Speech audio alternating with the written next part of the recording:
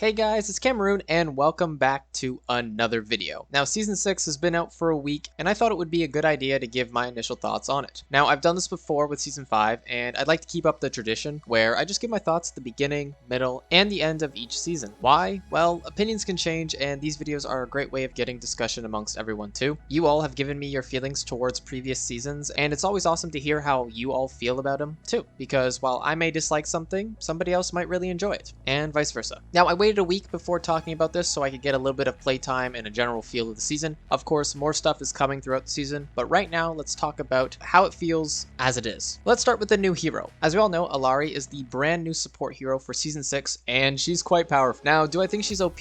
I don't think so. However, her ultimate is a little strong. I think overall she's got great value for the team and her healing is really good, but limited, so that helps with balance. Her healing pylons aren't too much of a problem, but they can sometimes feel oppressive, but overall she seems quite solid. Now talking about the ultimate, Captive Sun, it's kind of ridiculous. Now, does that mean it needs to be gutted? No, especially since D.Va and Kiriko can really destroy that ultimate. But I'm not really the biggest fan of counterpicking in Overwatch, and I think it kind of sucks having to swap to deal with somebody. It ruins your fun because you're playing a hero you may not want to play, and it ruins the other person's fun too because now they have to either swap or deal with a losing battle. I think the ultimate needs to maybe require a little bit more damage before the Sunburst exposure is triggered. That way it gives players more time to potentially get away. But I can't forget that Illari's ultimate does not provide any defense or support for her team.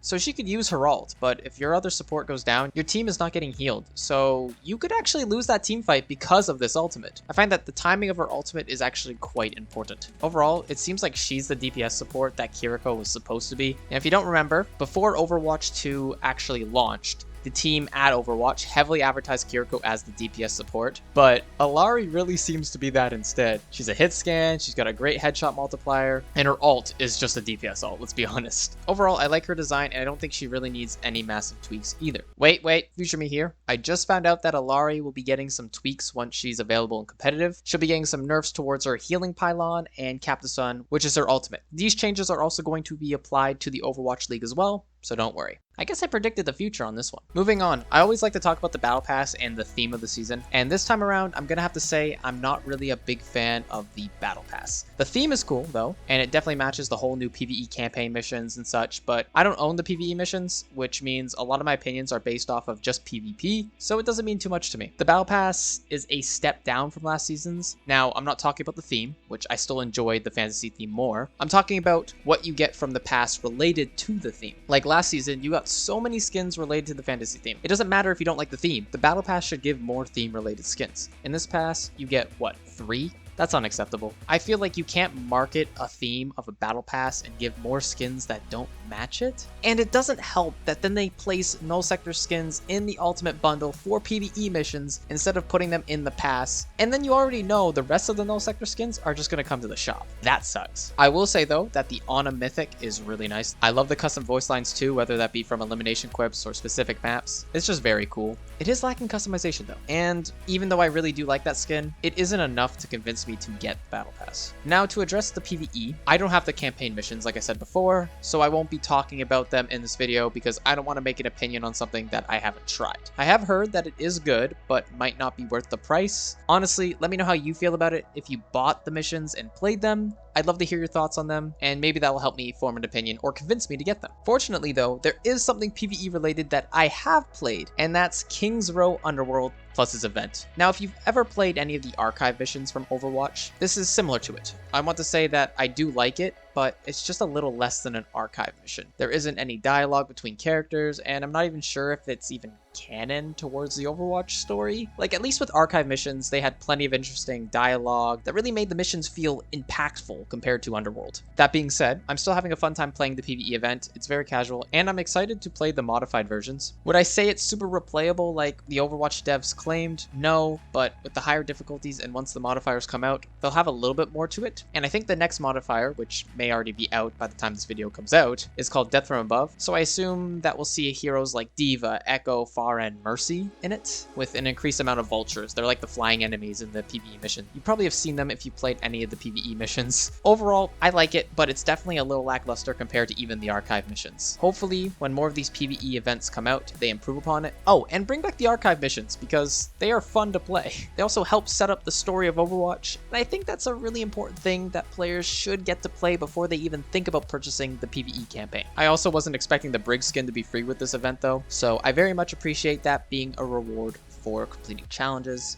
So thank you, Team 4. Okay, now moving on, I gotta talk about Flashpoint. This mode's fun. I really like the maps, and the idea behind the mode is quite interesting. Now, that doesn't mean this mode is perfect, though. I personally believe that this mode has the highest potential to feel awful. For example, say if you have a team that isn't well coordinated and they're taking 3v5s and not regrouping, you're just going to be in this constant walking simulator where you're being stomped and your team is never truly taking a full team fight. There's also the problem that this mode favors high mobility heroes massively, so if your Ana gets eliminated and respawns, she's going to be walking for another 30 to possibly 45 seconds back to the point where you may have already lost the fight. There's some other issues too where the points that unlock are random after the first one. That can cause some balance issues where the enemy team captures an objective that is slightly closer to their spawn, and then another one opens that is still closer to their spawn. I think it should alternate between sides, and even then, it still may not be enough when it comes to random unlock capture points. I think they need to be fixed so that teams know exactly where to go to help with balance. That's just my suggestion for it. Like I said before though, I'm glad for the new mode, and I really do like it even with all these issues. Do I want to play it 24/7? Not really. I still think Hybrid, Control, and Escort are better modes, but I am really excited to see this mode in Overwatch League. It's going to be a massive shakeup to the meta, and we'll probably see very rush-heavy comps in it, or at least the hero comps with speed. So I think a lot of Lucio is going to be played. I just think it's going to be incredibly entertaining to watch this mode be played by pros. So I'm excited for August 26th when Overwatch League starts up again. And lastly, we have balance. I find this is always the hardest topic to get a good opinion on so early into a season. Personally, I like all the support changes as much as I like playing Ana. Her healing and damage change felt needed. And honestly, anything to do with changing damage amplifiers like Mercy's damage boost is nice because they mess with breakpoints and causes balancing to be even harder. I like the Lifeweaver buff as well. I think the tree is definitely more impactful. It's like a faster overhelp generating Brig rally, which I actually really like, and I think that's a good change for Lifeweaver. It makes this tree useful. Like, think about a Reinhardt trying to charge somebody. They're not going to one-shot somebody if their health is above 225, and Overhealth will do that. I think Bastion's changes are a little scary, but other than that, I have no real complaints about the balance changes. However, Tank still doesn't feel the greatest in my opinion. I want to play Tank, but I just find myself not having a good time on that role.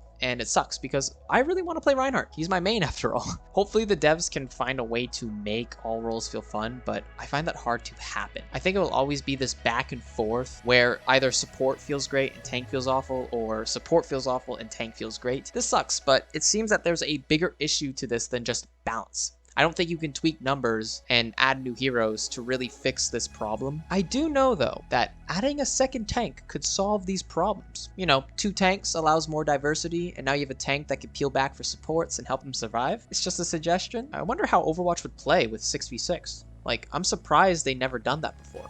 Oh wait. Anyways, I would love to hear how you all feel about this season so far now that it's been a week. Are you enjoying it? Is there some things you like or don't like? Or is the game still not for you? It's nice to hear what all of you think about it, so let me know in the comments below. Of course, if you liked the video, consider leaving a like and subscribing. The recent support has been insane lately, so thank you to everyone who has subbed, liked my videos, commented in the past, or even just watched my videos. I really do appreciate it, and you all are incredible. But yeah, that's pretty much it.